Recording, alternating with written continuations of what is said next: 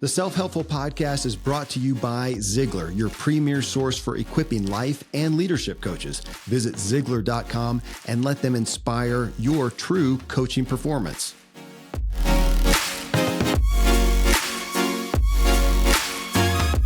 Welcome, everyone, and thanks for joining me as I talk with today's most important influencers, guides, and changemakers to uncover what truly drives them and extract the big takeaway from their personal journeys and their greatest wisdom. I'm your host, Kevin Miller, and this is Self-Helpful. In this episode, we continue this series on emotional power. And the last episode, my guest expert was Dr. Julia DiGangi, a neuropsychologist who completed her residency at Harvard Medical School. Dr. DiGangi's new book is Energy Rising, the Neuroscience of Leading with Emotional Power. And we discussed how to discover and correct your self-limiting patterns. That's what I titled the show. Today, however, I brought Britt back on the show to go deeper with this discussion.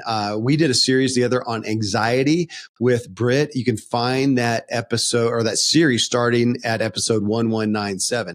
Britt is a licensed neuropsychotherapist and trauma expert who is trained in IFS, internal family systems, and somatic experiencing. She's a speaker and an award-winning adjunct instructor at the University of Kansas, where she's taught classes on ethics, addiction, and clinical social work. Her book, for those of you watching the video, you can see it behind me, along with Dr. DiGangi's.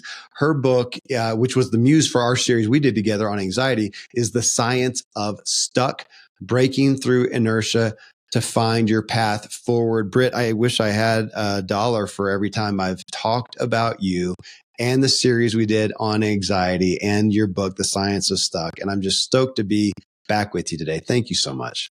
Thanks for having me back. I'm so excited that we get to noodle around on these topics. When I did it with Julia, I just thought of you and some of the topics that we talked about in our series together. And you're kind of my muse on, looking at anxiety, and that is your body doing what it's supposed to do.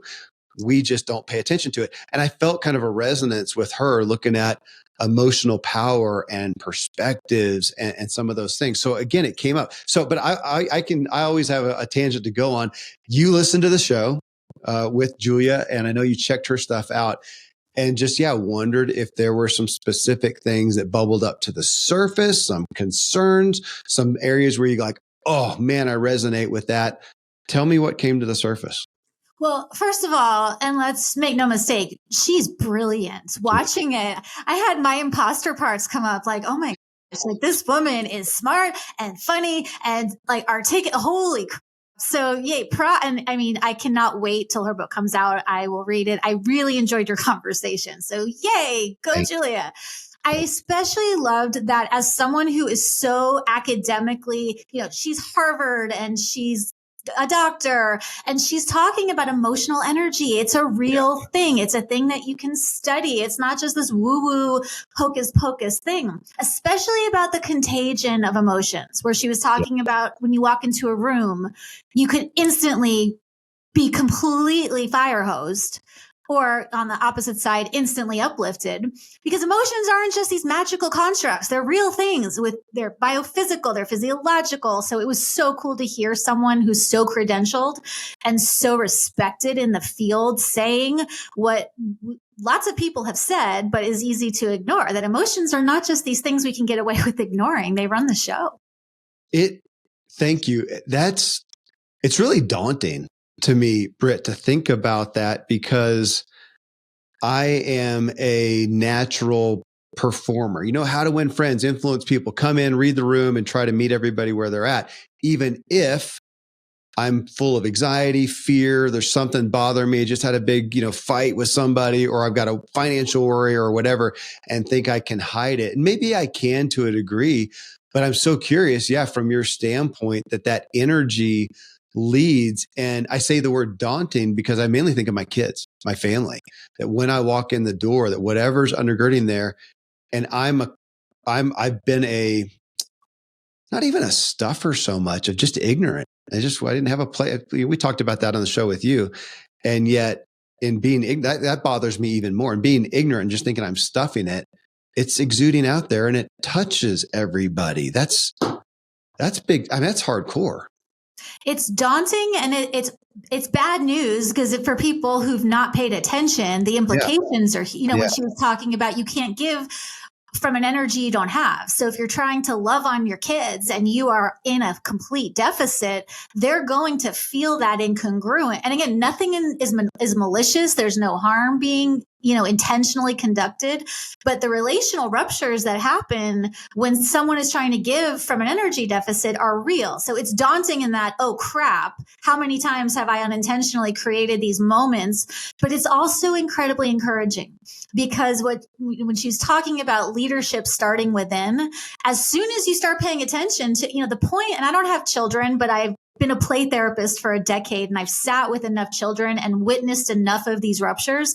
It's not the ruptures that mess the kids up. It's the parents that are not willing to look at where the ruptures. And again, she talked about you go to the gym, no one blinks when your muscles hurt, right? You have to tear them to rebuild them and then they grow back stronger. Right. So relational ruptures are not, even though they're unfortunate, they're not deal breakers. They're opportunities for what's stronger? A parent who's perfect or a parent who is incongruent and messes up and then can go back to that kiddo and say, you know what, if you felt a little weird when I said that, you're not making that up. When you're like, Dad, are you okay? And I said, yes, I actually wasn't.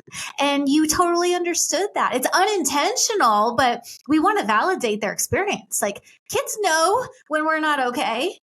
Okay, go right there, Britt, because I literally was talking about that. So my best friend, Randy James, he co-hosts a lot of shows, Dr. James, we just had lunch out on the deck and we're talking about that. And it was literally, I was talking about some of my own history. I don't know what term you would use, but feeling like, because it was out of ignorance. So not in touch with my own feelings, my emotional intelligence, which we just did a series on, so low out of ignorance. I didn't know what I didn't know, so I can have grace for myself. And yet I didn't. And my history is somebody says something or something happens, or are you okay? And hey, I'm fine. I do. I want to be fine. But the truth is that's a total lie. No, I'm terrified or I'm bitter or I'm whatever. And that's what is so weighty to me now, what I missed out on and what I ruptured by not being honest, because there was a level of, I was holding in, whatever bitterness or whatnot, as opposed to saying, you know what, actually XYZ happened, or you said something that really bothered me. I'm kind of struggling with that. No offense, no blame, whatever, but that's the honesty. So you might see a little bit of tension in that is not. So I'm sitting here at 52 years, Britt, this is brand new stuff. And isn't it great that you get to know it now and that you get to pass it on to your kids? And again, it's not an age thing. Like I'm grown, I'm 43. My opportunity to be parented in a perfectly awesome, emotionally intelligent way by my own parents, that ship has sailed. I don't sit and harbor resentment. But even at this age and this hasn't happened. So yay to you that you're doing this. If one of my parents came to me and was like, you know what? Out of my own ignorance, I missed a few things and that probably had an impact on you. That would be like water to my soul. It doesn't happen and it's not going to, but you get to do that for the people that you love and for the people that love you. And again, I don't care if it's a year, a decade, or a lifetime of little mini ruptures. Nothing will heal a human heart faster than having someone who unintentionally or not inflicted the wound say, I did this and I see you. Like, wow, imagine the world if we could all have our pain validated. Okay, well, you just nailed something. I'm going to give kudos to both of us. You ready? In my series with you and honestly here with Julia DiGangi as well, there are messages as I read your guys' books on these aspects that I gave you guys credit for. So here I did the series with Britt and took it to my older kids and said, guys, you have grown up with a dad who has always had anxiety, not always negative. Sometimes I am anxiety about the good things, but that's the spirit, the energy, back to that you have grown up with, and it affected you. End of story. And I feel like as a parent, that is my saving grace. I can't go fix the programming that I gave them. And my oldest kid's 28 years old. I can't fix that. I can come back now and say, dude, they were, the whole crew was back recently.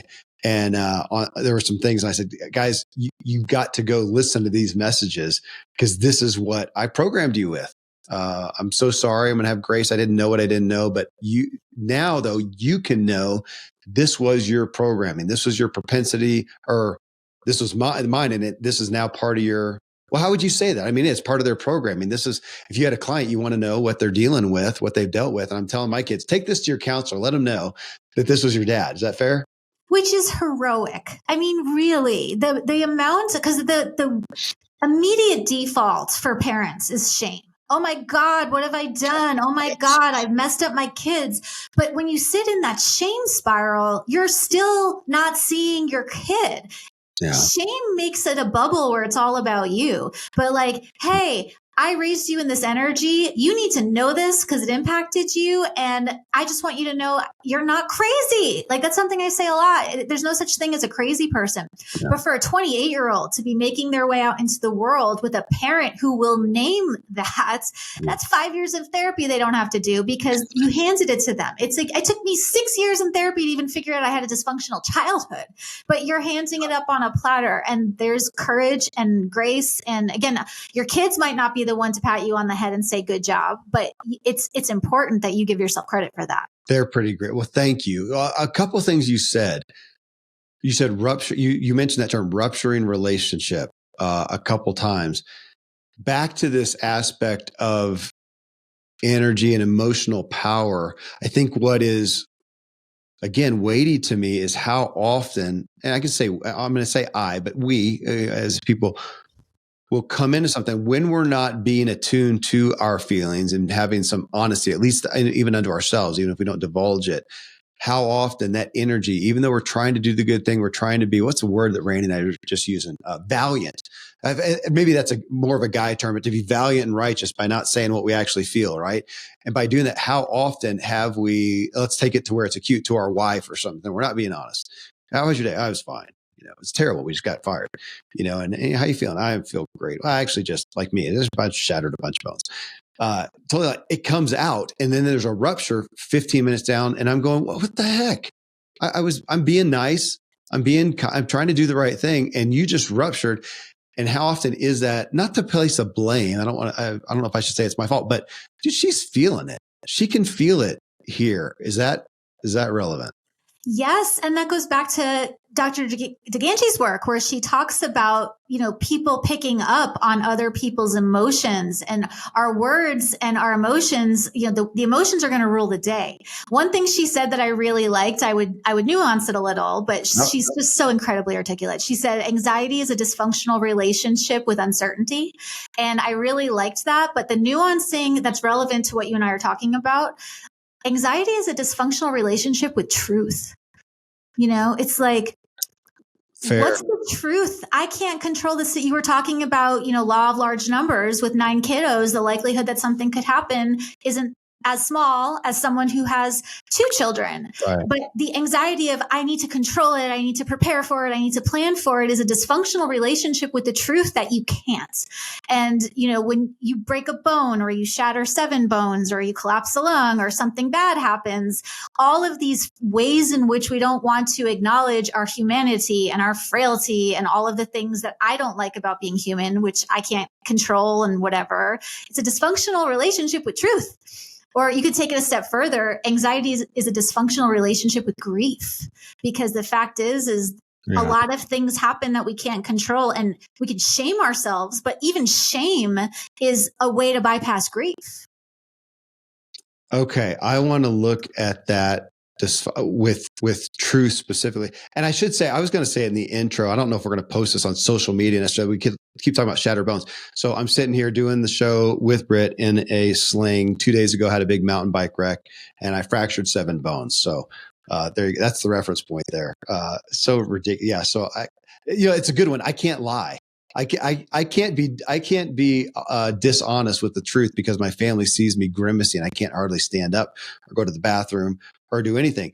But that's interesting with the truth, because that is my past. And so often, I think our past, I am going to pick on men on that we are bred to have this dysfunctional or dishonest relationship with the truth. No, I really feel this way. And we wanted, I think, I know I didn't, and a lot of my friends, we feel like it's this protecting thing. So, okay, kudos, little hand clap for that. It doesn't work. does not work. And that's what gets me. And it builds up. And I've seen for me, what it does over time is it builds up bitterness and distance. So I realized that, okay, if I'm sitting here right now, you said something, did something, something happened, and I just shelf it or ignore it or whatever, what I'm doing is my mental image is I just took another brick and chinked it on the wall. And over time, that's what I'm doing with this. You know what though? Can you go, Connor. So, Connor Beaton, one of your friends, and I've been paraphrasing this. I'm going to take the opportunity to have you, define it a little better, maybe, or see if I'm on track. That he says something in the essence, this is my paraphrasing, that it's not calling all men to say, hey guys, you all need to be, super emotional. But that, and he says it from a woman's standpoint, but they do want us to understand, be in touch with our emotions and be able to manage them. As opposed to, I'll take myself, not being ignorant or repressing them and then letting it build up. And then there's the blow up, the midlife crisis, the affair, the loss of a job or whatever, that there's a fear there in our emotional stoicness. Am I tracking right? Yeah. And I love Connor's work so much because he says things in such a way that they make sense. And he says them in a way that only a man can say to, like there's lots of things I can share and say, but sometimes as a woman, I need to hear it from a woman. And sometimes as a man, you need to hear it from a man. But the fact is, and what Connor's talking about is also what Julia is talking about. If we're talking about leadership, and if you want to talk about true from the male archetype, valiance and the true heroism and the true protection is about being able to lead and not leading from our emotions, not vomiting every emotion that you feel on top of your love. It's about being aware of all, I call them your inner team, and your inner team is going to have people and parts that feel all kinds of ways, but being able to speak on their behalf. I cannot lead my own mind if I'm not aware of all of the different aspects. And then I certainly can't communicate to the people. So when you were talking about if someone says or does something that bothers you, you say you're fine, you put the brick up. Yeah. But then you turn around and go home and your wife says to you, how was your day? And you say it's fine. You've just put another brick up and now you're slowly walling yourself in. So it's not vomit your feelings all over the place. That is so unskillful and unhealthy and toxic. You cannot lead a team if you do not know every single team. Like a good coach knows the strengths and skills and weaknesses of all of the players, knows what makes them tick, knows how to motivate them. And we need to be able to do that on behalf of every single voice in our head. But if we ignore them, then we're not leading them. We're just leaving them to their own devices. And a team without a coach doesn't go well. There's a reason that even the highest caliber athletes in the world all have coaches. Our brains are very much the same. Like we've got to lead the team, which means we need to know the team. I love that analogy. And of course, guys like that, sports teams, come on. So what you're saying, I'm going to put it back, is we all want to go in the leadership. And I think about that too. When I see the term leadership, you think about it externally, leading other people, influence other people. And as you say, and Julia said in our show together, the first leadership is with self. But I love how you put that. So if I look at that and go, okay, the things that I am feeling, the emotions that I'm having, those are my team members. And as you said, like with anxiety, they're all doing what they're supposed to do. They're showing up saying, hey, here we are. You called on us. We got the message there, or, whatever that happened. We're here, and acknowledge them. And what would you say though?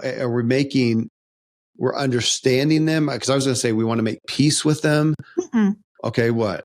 No, and this is what Julia talked about. These emotions carry energy. Yeah. And most of the problems we bump into relationally and with anxiety is when these emotions get stuck and they get trapped in our bodies and we can't move through them. So the goal isn't to make peace with your emotions, and the goal isn't to just like co-sign on them. The goal is to figure out, how do I move all of this charge through my body? Endurance athletes, this is a really great corollary, because endurance athletes often will perform, but there's a degree to which you have to disconnect from your body to function at that level, right? Okay. And so we want to be able to move these emotions through our body, but mindfully. So in other words, if you're angry because something happened at work and you run 50 miles and you're disconnected and you're just executing, you're just logging the miles, that's not going to move the anger through your body because you've disconnected to do that run. it might be that you run 2 miles, but every step of that run, you're conscious about, I am angry and I feel the anger in my arms and I'm going to swing my arm. And there's lots of ways to move trapped emotional energy through the body. It requires mindfulness. But yeah, the goal is to figure out how do I move this? How do I, we do live in physical bodies. We don't live in floating heads. And so we've got to be able to connect head and heart through movements in order to make these emotions move through us. Explain it more. I mean, because that's one where I'm grappling with that now. So I'm supposed to feel this emotion and okay, I appreciate you saying that because it feels like, oh, do I make peace with it? Or I said, no, to move through it. I think the average person like me, and again, many guys, to move through it, what does it feel like to feel it? Because, of course, we get that cultural programming that if we feel it and really engage with it, it's just going to overwhelm us. And then we're out of control. And I, for one, don't want to be out of control. And so how do I feel that in a healthy way and come through the tunnel out to the other side, having benefited from it, as opposed to closing it off because I don't want to get lost in it. And Julie talked about that, right? The avoidance of the thing creates more of a pain point than just moving into the thing. And again, the reason I have a job, the reason therapists have jobs is because it's really scary and daunting to try to feel difficult, challenging feelings. Again, even the highest caliber athletes have coaches. Like I have a therapist and a coach. All humans should. Because even with my skill set, when I'm at level 10 difficult emotions, I'm not going to be able to do it myself. And so, finding people with whom can, like for you had an accident, right? There's an entire body of work just around how to move trapped emotions as it relates to accidents. There's a book called Crash Course that talks just about car accidents, that even if it's a minor fender bender, there's going to be emotions. There's powerlessness and there's overwhelm and there's your body didn't get to protect itself, right? Like otherwise you wouldn't have broken anything. Your body didn't get to do what it needed to do. And so tuning in to all of that doesn't make you go into overwhelm. Avoiding it does. It's very counterintuitive. But can we play? Yeah. You want it? You can invoice me after. Ha. Okay, so keep in mind this: we don't have the setting or anything for. I'm going to give you one. So here's this event. So I mean, I was a pro cyclist. I can boogie on a bike. One of the guys on the ride is a literally national champion downhiller. And we're going, and this is my area of competence. There's plenty. I mean, we're having fun, but there's ego in it and pride and all that kind of stuff. So just an admission, and I'm out there playing with it. I lost it. I haven't done that. I mean, I can't remember. There's maybe a wreck, hardly even a wreck. I mean, I'm on it. And this one, I didn't just lose a little bit. It was a catastrophe. I mean, we're 3 miles out. Somebody had to take my bike 3 miles, had to walk my bike. They had to interrupt their ride and walk my bike out. I had to walk out with another guy. And it took me a while before I could even stand up and breathe. And honestly, one of the key initial thoughts is just embarrassment. Shame, man. I'm a stud out here. And now I'm not. I'm that guy that they're having to help out of the woods that I have not always had a whole lot of compassion for. I'm never that guy, man. I can hold my stuff out here. How does it feel in your body to say that right now? How does it feel? Kind of fluttery. I think within maybe my chest a little bit. So notice that. Stay with it. Really tune into the fluttering. And just don't do anything. Just notice it. Do I accept it? Am I? Nope. Okay. You're just noticing it. It's there. We're neutral, neither for nor against. Just notice your chest is fluttering and you had your hand on your chest. You can put your hand back there and then just see what you notice next. We're just noticing that you have a body and it's doing stuff. Like, what does it do next? It's really hard to feel like that, Britt, to feel because my thinking overrides it. Yeah. Do you see you're doing it now? So go back into your chest. Go right back to that sensation of fluttering. If we were in my office, I'd be like, wow, I'm with the 2x4. Like, nope, we're not going to process this. You're going to go right back in and you're going to notice what's happening. Like you have shoulders and arms and a chest and organs and legs and feet. What's happening in there? Yeah, it feels, it right away reeks a little bit of lack of control. I want to shut it down. That's a I don't, thought. I don't That's want not a feeling. That's a thought. yeah. Go back to, yep, that's a thought. That's not a feeling is fluttery, buzzy, loose, tight, warm, cold, tense, relax. We're going body sensations here. I'm being so hard on you right now, by the way. Well, that's fair. Well, right now, and we're also recording this. Now I got anxiety. Now I'm kind of like going, oh, geez, I'm on camera, so I feel that too. Where? Feels kind of hot in the chest. Yeah, there it is, which is beautiful work. And notice that we did 2 minutes of what is a somatic based, a body based exercise, and you didn't die. And paying attention to the sensations, if we were going to extend that for an hour, you might connect with some sadness, you might connect with some anger or whatever, but it deactivates the charge to notice them versus I'm ignoring what's in here. And you started revving as you were trying to analyze it. Yeah, I did. What I did, Britt, is I went to thinking about the shoulds. Yeah. Thinking about I should have grace. Yeah. I should now have more compassion for other people and myself. I am human. My wife keeps telling me that. And, but it's the thoughts, and it almost feels without you say, well, here I'm doing a pitch for counseling therapy, because without that, it feels impossible for you to tell me, don't think about it. Feel it. Don't think. It feels impossible. I'll tell you a story about a client I had who was also a really high level athlete, super disconnected from his body, fully in his head. And I mean, this guy was so disconnected from his body that in the dead of winter, he could not sense cold. Like he came into my office in a t-shirt and shorts. And I'm like, it's 10 degrees out. It's below zero with the wind chill. And he's just in his head process. We went outside into the snow, and I had this guy pick up snow in his hand. I'm like, we're going to stand out here until you can register that your hand is cold.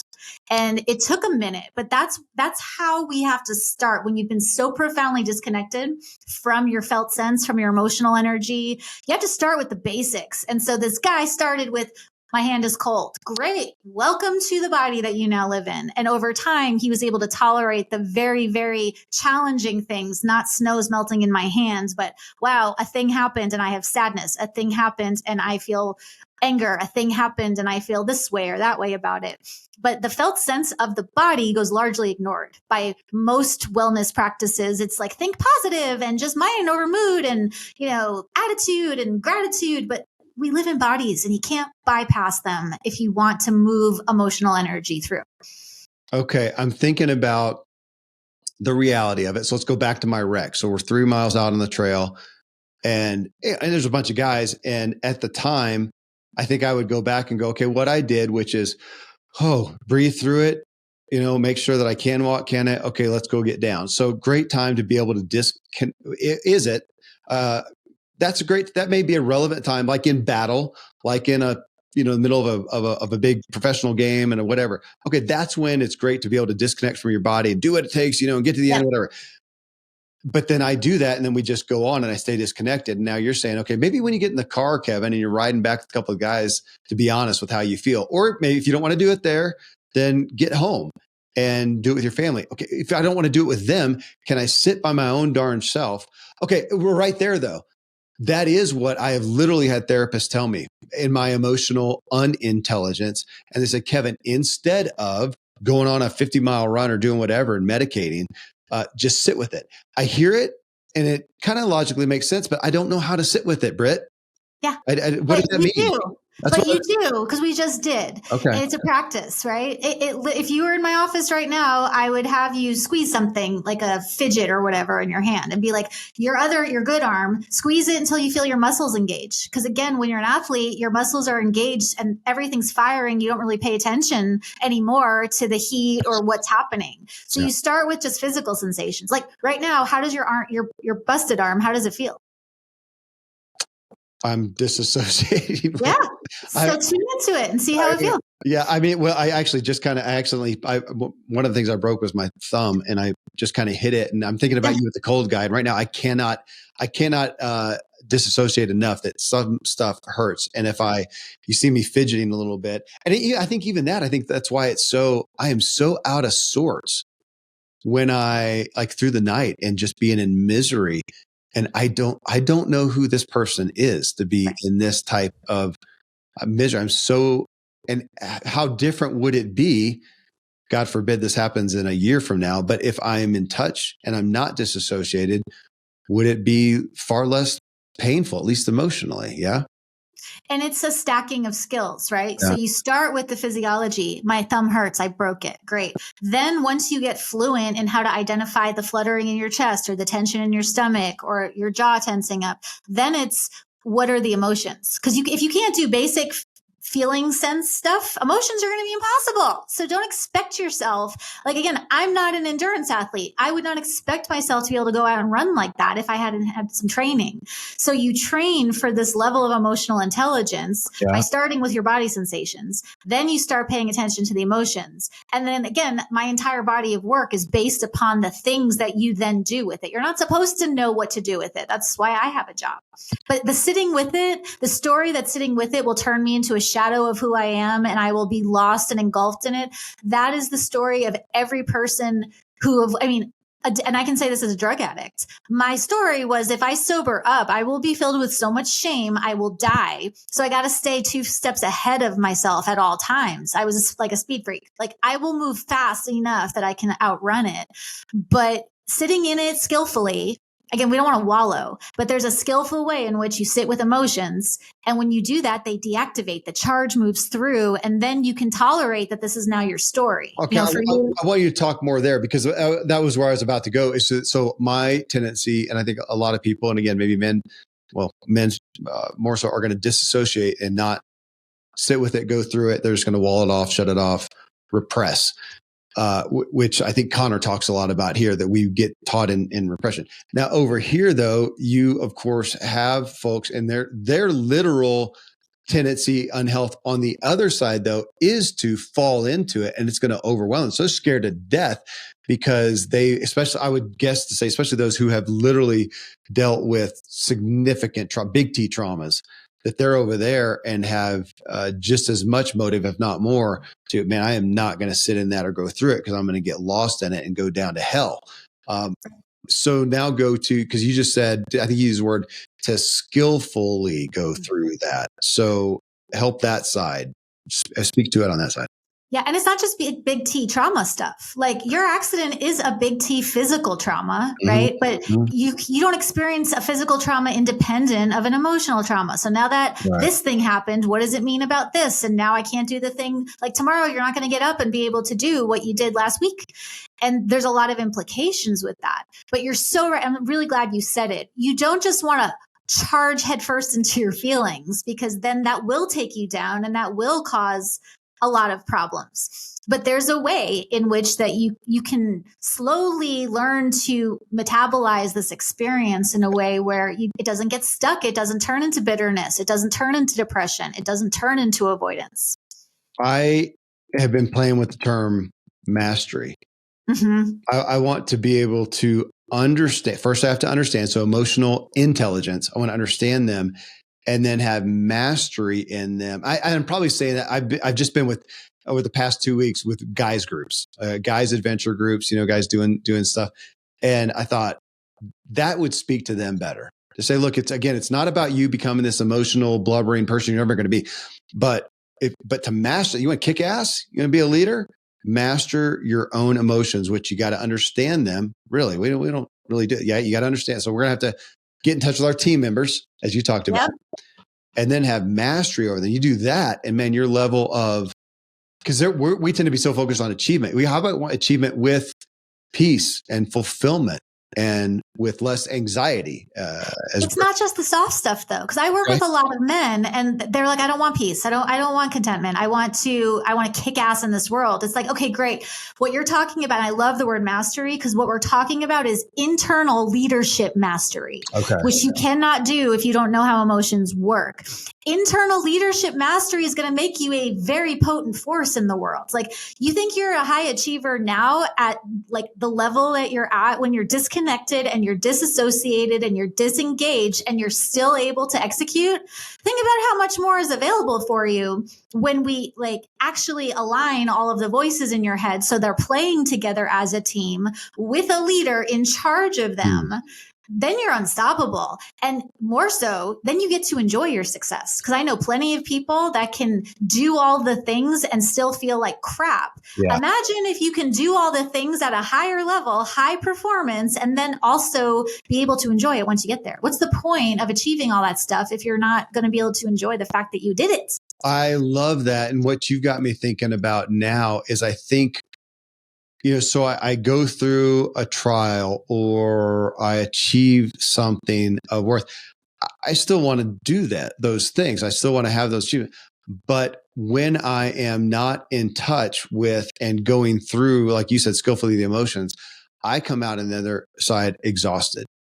I'm spent, or I'm bitter, or I'm whatever. So I did the thing. I want to come out with it and not be so wasted. Right. Is that what Exactly. that's a hope? I go, dude, I want that. I want to do the thing. Okay. Oh, sorry. It was what Julia was saying. It takes so much energy to ignore what's already there. And then you're depleted. She was talking about the overworking and over functioning and over engaging and over exercising.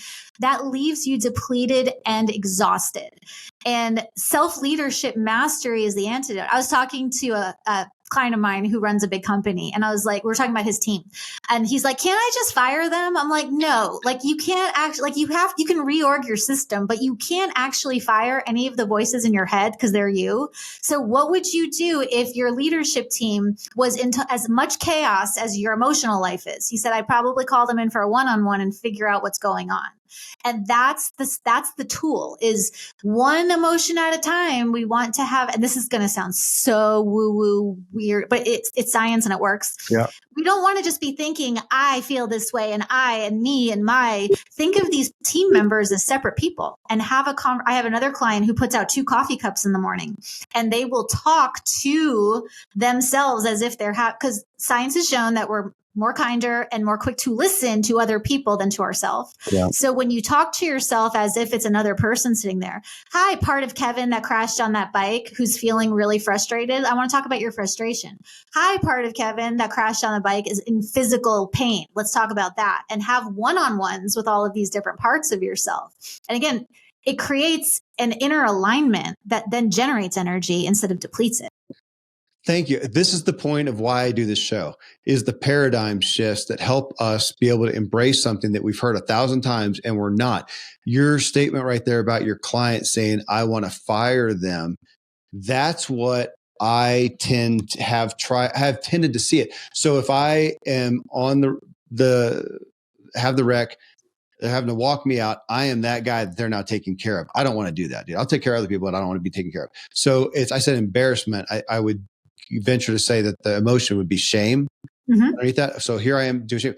Well, I just want to get healthy enough in my emotional intelligence, Britt, so I can fire that and I'll have to deal with it again.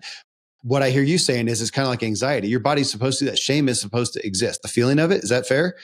Whether it's supposed to or not, it does. And it's a very human thing. And you have to be a sociopath to not feel shame. Okay. So those are your choices. Either work with the shame or be a sociopath, which means you can't fire that part of you. We have to sit down and have a conversation. So if you were in my office, we would do it like a therapy technique where we would actually have a chair, it's called the empty chair technique. And we would talk to the part of you that feels the shame, the part of you that's like, oh my God, I can't. And where did that story come from? Because nobody pops out with inherent shame. We're taught shame. We're conditioned towards shame. Somewhere is this story that men can't cry or women have to be good or whatever the thing is. We can reprogram.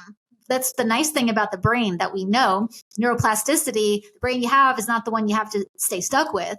But in order to reconfigure the wiring, we need to understand that all your parts are important and you can't fire any of them anyway. So you might as well, again, it's like having a team full of athletes that you can't trade. Like these are your guys.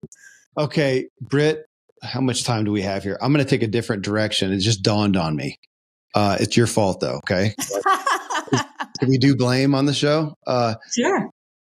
I read your book. I texted you about this. You know this. I read your book and you referenced Nonviolent Communication by Marshall Rosenberg. Rosenberg. It did and is rocking my world. I'm going through it for the second time right now. And for me to look at that shame, because this is what you were just talking about brought me to this. I feel, because you said how we're programmed. It's shame. You said that's programmed in me. Well, yeah, because I have, I was a pro athlete. The weak guy is judged.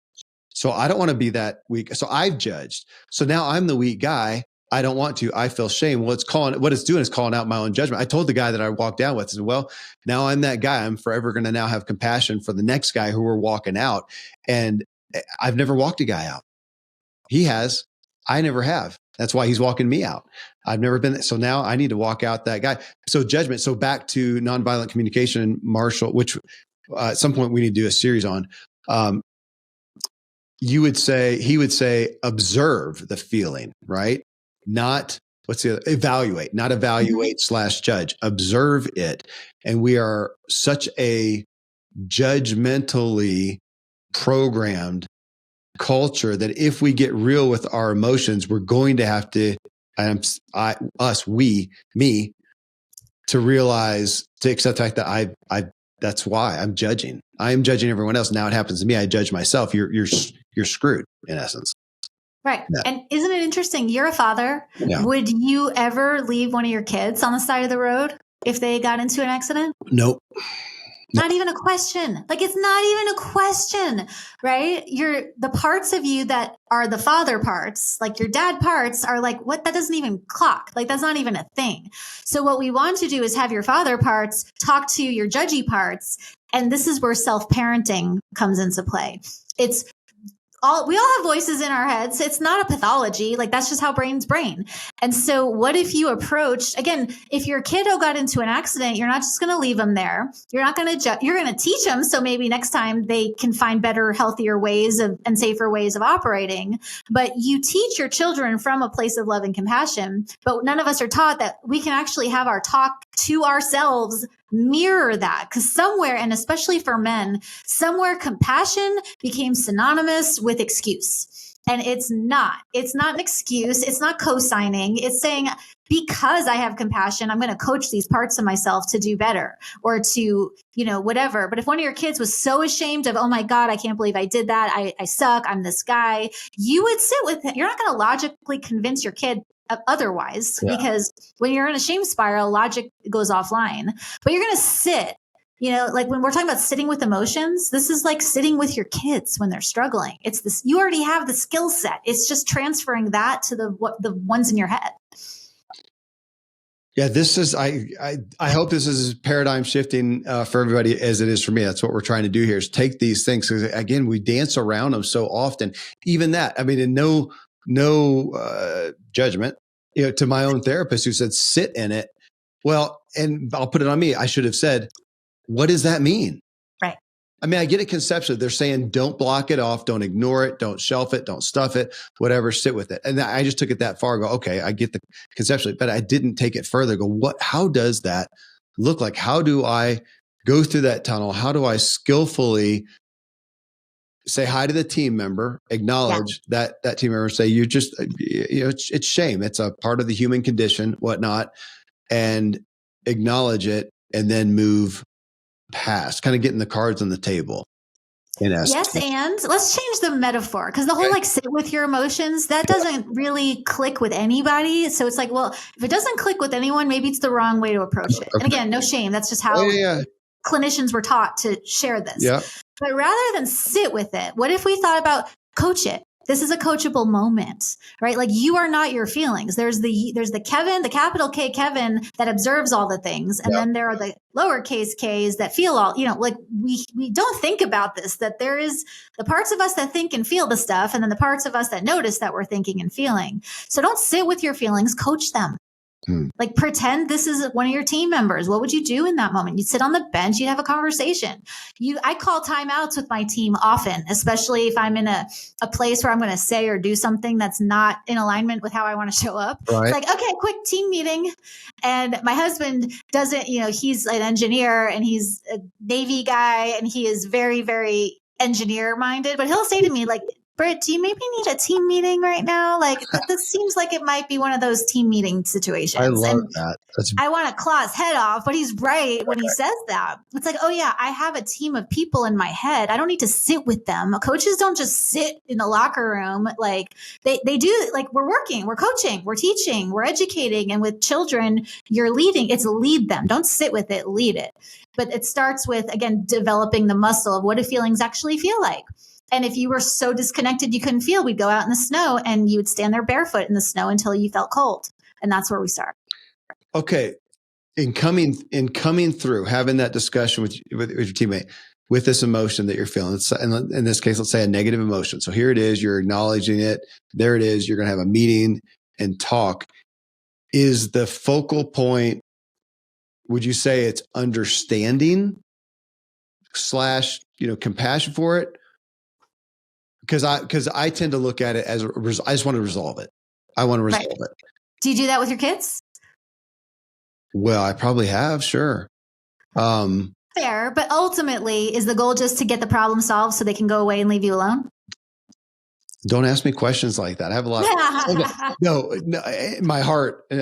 No, I want to. Well, especially now that I know things like attachment issues. Yeah, my demeanor, go back to it rocked my world when my wife read something about attachment. And when the kid comes in with a bloody knee, and I'm just out of all care and concern and heart, let's clean it up and get a Band-Aid on it and whatever. And then she said, I'm reading here that it's better just give him a hug and be with her. Sure enough. It was so much. At halftime, they don't even want the Band-Aid. They just run off again. Blew my mind. I still had the same heart for it, but a different behavior? It's connection focused and not resolution focused. Okay. So connect. Is that the word then? Because I said understanding versus resolve. Are you saying connecting? So, yeah. And this is where what you said with Julie about empathy is really relevant, because you're like, I can't empathize as a man if you had a difficult childbirth. And what she said was, you don't need to have gone through the same thing to have empathy. Witnessing someone and saying, I don't know what that's like, but like I've never known what it's like to have an accident like you just had. But when I'm like, wow, like I don't know that pain, but I know pain, and I am with you in this moment. Yeah. Like I can't fix it. I can't offer up any it's pat there. It's just like, but I'm with you in this moment. And that's empathy. Is you don't have to really understand or relate. You just need to have your presence with whoever or whatever is in front of you, including with our own. All these skills about attachment and nonviolent communication are transferable to our thoughts. That connecting, I'm stuck on that, Britt, of kind of back to the first foundation of leadership is leading myself. The first aspect of connecting is connecting with myself. Am I able to do that? Because on the other side, back to what Julia talked about, is the self-betrayal, the self-division. And that's what I see us do. That's what I resonated with so much. When I don't do this, I am betraying. Well, we're back to truth and a dysfunction of truth. I'm betraying what's really there. And it seems, when I talk about it, it seems so simple. Like, why is it such a big deal to go, actually, guys, I'm kind of dealing with it. It's just, it was embarrassing, it's even worse than the pain of the broken bones right now is the embarrassment. None of them would have judged me because they all would have known. They would have felt the same darn way. And it probably would have been, I probably should send the text thread and say, okay, guys, I did a show now. Let me retract, or not retract, but come forward. Yeah, it was embarrassing. And I think they go, yes. Totally get it. And yet I didn't even think to connect with it. Honestly, didn't even think to. And I'm missing out. And they are too. And it's not too late. Like, I really, really hope you do that, because I am really looking forward to the message you will send me when you do that, because the only way to repair a rupture is through connection, but you can't be in connection if you're not honest. So again, this dysfunctional relationship with truth. What's the truth? You got into a wreck. It sucked. It was embarrassing. The only way that wound heals is if you name it in front of the people and allow them the ability to show up for you in that way. Okay, I'm back on rupture again, because thinking about when I don't do this, I'm totally using my own story, but it's just relevant as I sit here in a sling and pain meds, is that my tendency, even with my family, to come in and be Mr. Stoic and it's no big deal, is there's going to be a rupture because they feel the energy. So if I'm Yes. sitting there in shame, they feel it. If I'm doing that with the guys and they're trying to just we had to drive 3.5 hours, back home from there. And I was pretty open and honest. I couldn't hide it, dude. They had to hand me food, and honest to God, one of them had to help me put my pants on. So it was the real deal. But without that, I'm going to rupture something with myself or with someone else. And I got to admit that I'm still not to the level of self-care enough to care about myself as much yet. I'm still thinking about, but I'm going to rupture it with my friend, wife, kid, whatever, when I'm not honest with, okay, this is what I'm really, it was embarrassing. Or, at work, this is what happened. I'm kind of scared. Or just, gosh, this happened. I was disgusted. This is what's really happening. We're talking, I love the idea of honesty. It rings true. And yet we have come to that place of feeling like it is, is there a better word? I'm using valiant, righteous, whatever. Maybe those are Christian terms, something like that. To not be honest and say, gosh, when you said that, it really offended me. It really angered me. No judgment. I guess that would be the different thing. Back to Marshall Rosenberg's thing of to evaluate. Gosh, this is how I felt. I'm sorry, to observe. I said it wrong. To observe. When you said whatever happened, this is how I felt. But that's different than an evaluate. You made me feel this way. And we're on. Exactly. And we all learned that it's the nice thing to do, not to burden people. And it's the better thing. Be strong, for men, it's be strong and be silent. And for women, it's be small and be nice. And both of those fully are at the expense of truth. So if you seek goodness at the expense of truth, you're screwed. If you seek valiance at the expense of truth, you're screwed. It's like, yeah, be valiant, be heroic. And what's the missing piece here? The missing piece is I really don't want to be human who has fear, but right. I want to be, you could say to your family when they're like, are you okay? You can say, listen, guys, I really want to be strong for you. I really don't want to be a burden to you. I will be okay. But right now I'm actually not. And there's nothing I need from you. And there's nothing I want from you, but I'm not okay. If you're asking, I'm telling. But that doesn't mean you're blubbering all over them. It just means you're being honest. Being honest. So that's it. I went from my big athletic endeavors a week from today. I did a 40-mile jaunt in one day with a bunch of guys. Yesterday or 2 days ago, the big thing, and now today, my biggest workout is going to the bathroom and getting my pants up and down. So there's honesty. I want to come back to what you said too, with the emotion of. Because I shouldn't feel that. I don't want to feel that. I want to evolve beyond that and be so healthy or whatever that I don't. And you're saying, just in a sense, forget that, because if it is, it just is, period. End of story. If it's shame, it just is. So right.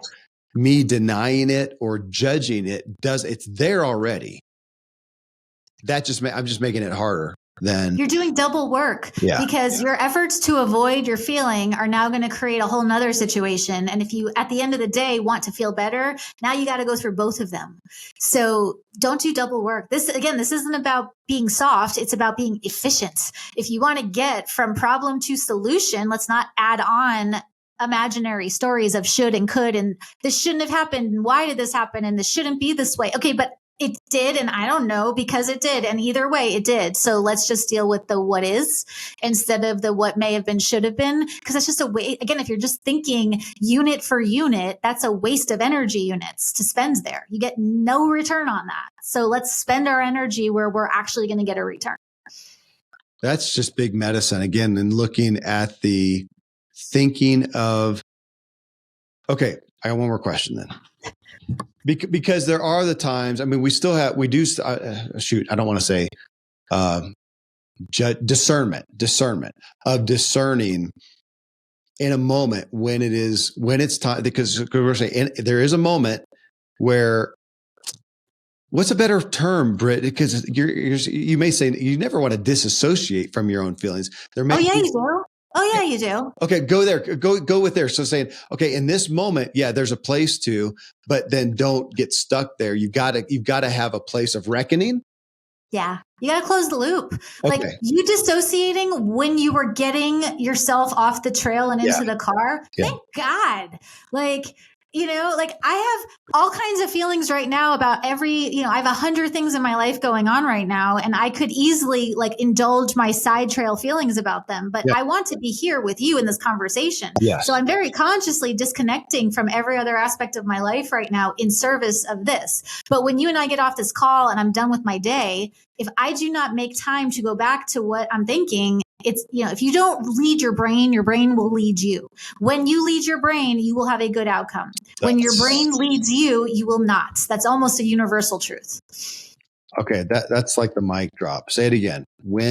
Say it again. If you don't lead your brain is going to lead you. If you're leading your brain, it's going to be uncomfortable and awkward and painful, but it's going to go well. And if you let your brain run the show without a leader, it will always default to survival. Your brain's not wired for happiness. Your brain's not wired for success. It's wired to keep you alive and pattern recognition, as Julia said. So if you let your brain lead you, it will lead you somewhere not good. We don't want to be in survival mode. That's not an ultimate optimized way to live. So lead your brain or it's going to lead you. Therefore, whatever you're dissociating from, you got to come back to it. Okay. That's probably worth the price of admission for me for the show, right?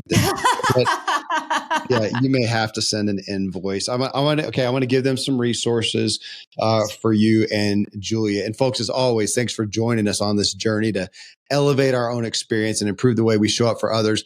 Now, we did talk about the muse in part one of our series of Dr. Julia DiGangi. Her book, again, is How to Discover and Correct Your Self-Limiting Patterns. Now, this is Britt Frank. The Science of Stuck is her book. It's a new book. It's selling so much. I'm talking about it constantly. The Science of Stuck, breaking through inertia to find your path forward. I'd also encourage you to go to Instagram and connect with Britt. I know when we did the first series, we did some reels or whatever that you collaborated on, and that was a lot of fun. But you can find her at Britt Frank, BrittFrank on Instagram. Any other specific place that you want people to connect with you, Britt? That's usually where I spend most of my unboundary time, on Instagram. Come say hi. Okay, I'll be there. Beautiful. I appreciate seeing what you put up there. So just a gift. And folks, if you appreciate the podcast and want to share it with others, please rate the show on Spotify or leave us a review on Apple. And you can subscribe on YouTube at Kevin Miller CO and watch the whole episode. You can see the whole episode right here with Britt on YouTube if you want. I think you'll appreciate her smiling face and energy that exudes through the video. You can find me on social media at kevinmiller.co. And if you want to learn how to master your own inner drive, get my book, What Drives You, on Amazon. And until next time, stay driven.